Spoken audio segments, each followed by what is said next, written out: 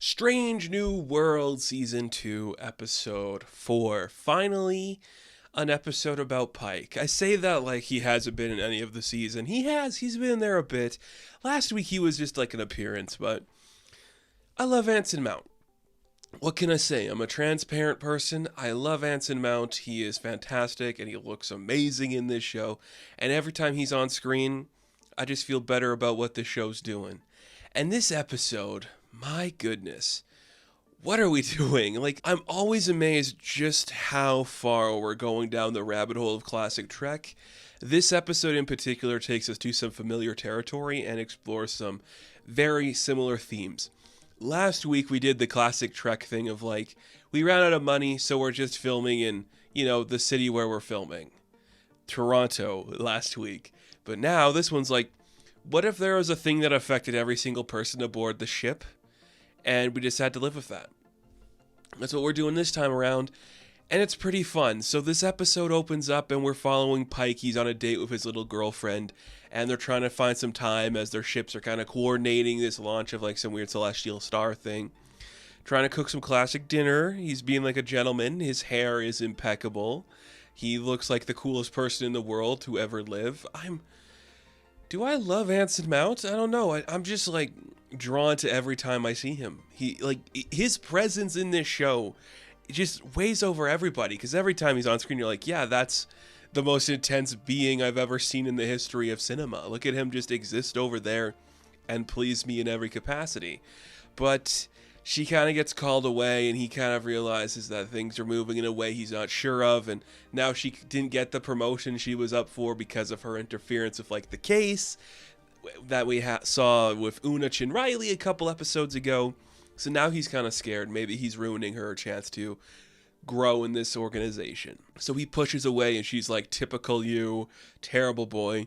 But as that's happening, there's like a distress call on the Enterprise, so he has to go check it out because we're headed to Rigil 7, a classic Star Trek planet. We're going to Rigil 7. I can't remember where specifically that episode premiered, or where that planet premiered, I should say. But we've been there, because if you look up like on the wiki, you see the classic big castle with the purple sky. Which one is that from? I can't remember, but I know what it is. And guess what, folks? We're doing the big purple sky, so there's a distress call, and it's kind of just like, hey, something about this planet is a little off because we found the Starfleet logo on the bottom, which means when we were there 5 years ago, somebody left something behind which would amplify their belief in the Starfleet program. Uh-oh, that's not good. What does that mean? Did one of the Enterprise crew mess up? Yes, indeed. They probably did. So we have to send a crew down to Rigil 7. Who's going to be on our crew this time? We got Pike, because Anson Mount's in this episode. M'Benga, because he's going to kill a bunch of people, probably. Leon, because we need her. She's kind of like the comedic character sometimes. It's very weird. And maybe Erica Ortegas is going to come with us. She's really excited. She finally gets to do an away mission, but a lot of crazy asteroids in the sky that we need someone to pilot the ship from, so she doesn't get to go on the wacky mission, which is fine. I definitely feel like Ortegas is the character who's kind of like the supporting to the rest of the main. She's in some of the promotional material and some of the posters, but she's kind of still like off to the sidelines for a bit of that stuff. Give her something to do. She's great, and she's having fun. I think she's really grown as a character, because it was kind of one note in the first season, and I get it. Like, I don't know what you're really going to do. It's fine giving her something to explore, where she's kind of like the first person to understand the situation and find their identity. That's kind of exciting. I thought that was a really interesting thing to explore. But we have a crew. We're headed down to Rigil 7, and it is straight up big purple skies and castles. How can you hate this? This was the first time in the season where I thought some of the visual effects didn't hold up great, but they're still better than anything else I've seen on television. My goodness, big purple skies and a big castle. We're going to play dress up, sneak into the castle, and figure out why there's a Starfleet logo there. Uh-oh, we're attacked. We get dragged inside. What happened? One of our crew members took over the planet. And this is the thing. So 5 years ago, they had a mission there. It went awry. It was like 7 hours in the space. But they lost 3 crew members. 3 people died. Or so we thought. It turns out one of those crew members survived and was left for dead, and he rose to the ranks in those 5 years to become the ruler of Rigil 7. His name is Zachary. He's a bit of a prick, and he's the captain now. It's great. It's like a primitive species, so they don't have like the most advanced technology, but he's like, yeah, I'm just ruling now. Of course I knew you were Starfleet. You think I'm stupid? I figured out who you were the minute you landed here. And because of that, because you left me for dead and I had to do things to survive here, I'm going to mess you up, Pike. I'm going to mess up you and your crew. There's some weird gas that's being like thrown out from like an asteroid, and like the air quality and stuff is messing everybody up. It makes them forget things. So that's the premise of this episode. Everybody forgets who they are. All they remember is feeling.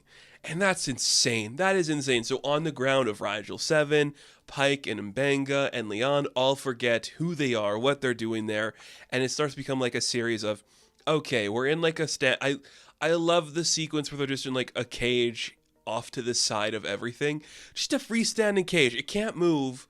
It's just bars that are presented in a spot with a roof over it where no one can leave.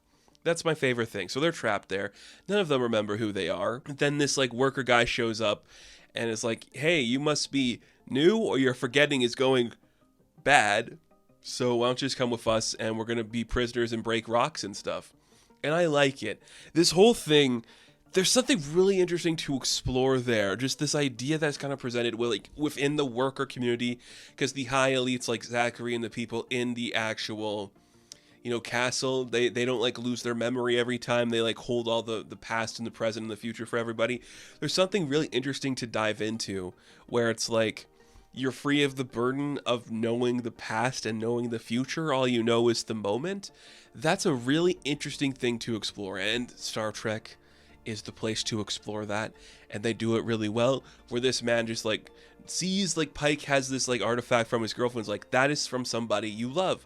You don't have to know who they are or what the circumstances are for that feeling. You just know that the feeling is love. And isn't that better than all the baggage that comes with that? That's fascinating. What an interesting concept to explore. I really dig that. So they're trying to like figure out like, we don't belong here. Pike's thing is like, these hands are not worker man hands. I'm a pretty captain hands. And yes, we gotta fight our way to the castle and get our memories, which they think there's memories like trapped in like a literal vault, or there's like a chest that they can open up and get their memories, and it's awesome. And then it's just our trio going on a mission to figure out where their memories are, because their instincts are like, we don't belong here, something's off. I dig that a lot. It's super fun, a really cool concept, and works for Star Trek. But the other part of this too is because they're in range of like the weird gas being released from the planet, the crew of the Enterprise has to experience the same thing, and it's fun. Like this is classic Star Trek, where you have an event take place, like even in like the original series, they all got drunk by accident, and we're having fun with that. This one, it's just like everyone slowly starts to just forget everything. They can't remember. Starts with Uhura, then it becomes this person and that person, until eventually like the last two standing are Ortegas and Spock, and they're the last ones at the helm of the ship, and they just suddenly forget and they can't remember anything. And then we follow Ortegas for a bit, which is very fascinating.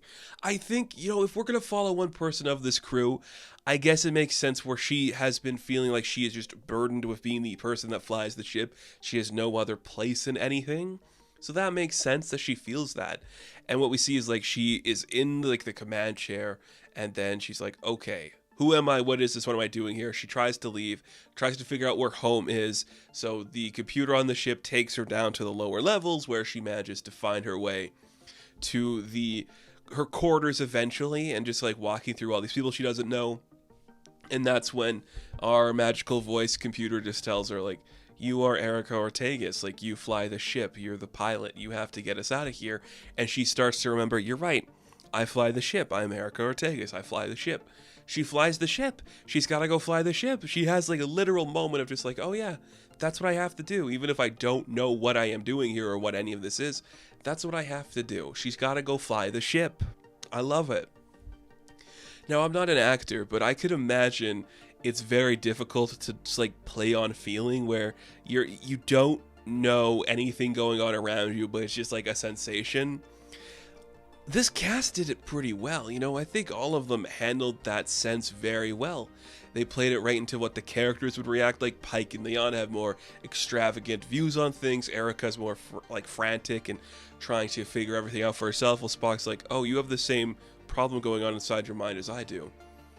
Weird. It was just quiet and it worked, and everyone played that perfectly. I thought that was handled really well in ways that I wasn't expecting it to work that good, but it did.